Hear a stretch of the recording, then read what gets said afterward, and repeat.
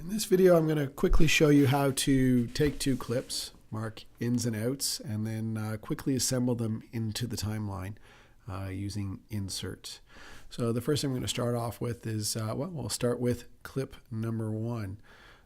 And I will just open it up here, and we will come back down, and we'll press play. And what we're looking for is basically just a start in the operation here.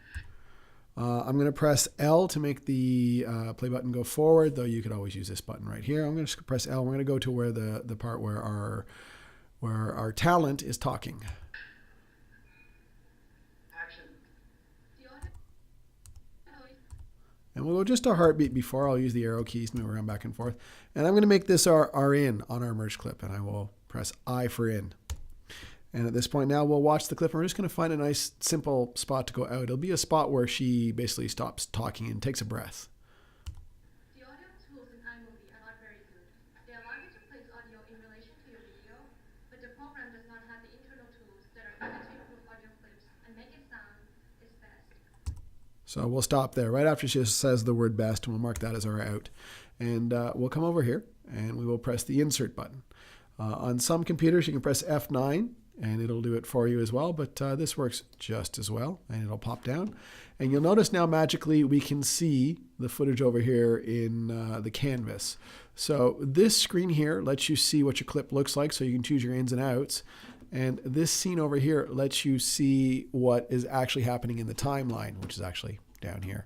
So you'll notice if I move the playhead around, the right-hand image changes, but this one doesn't. All right, and that's basically what it's showing you. And we can press play at any point on this button here, and what you'll notice is this is moving. I'll press stop. If I press play here, you will notice this doesn't move. Okay, so that's a key thing to notice.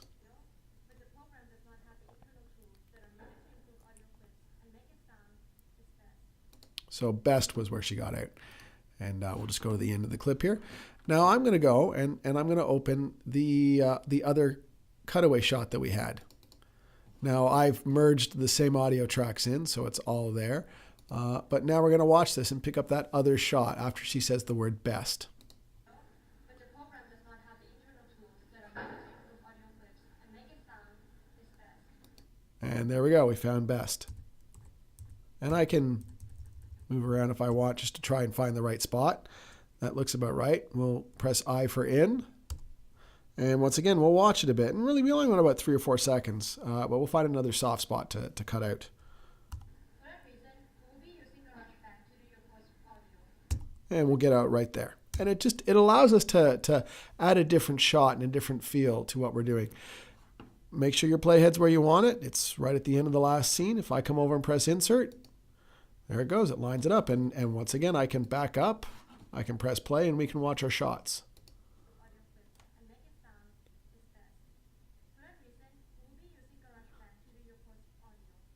And there you go.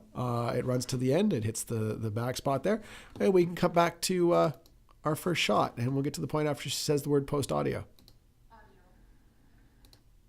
Get to the spot where she takes a breath, and we'll mark an I for in again, and we'll press play.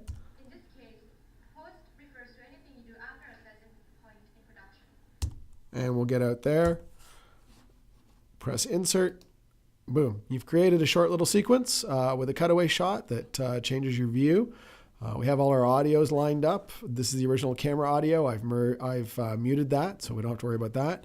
And this is your good audio down here. We'll bring it all the way back. We'll watch the whole sequence through.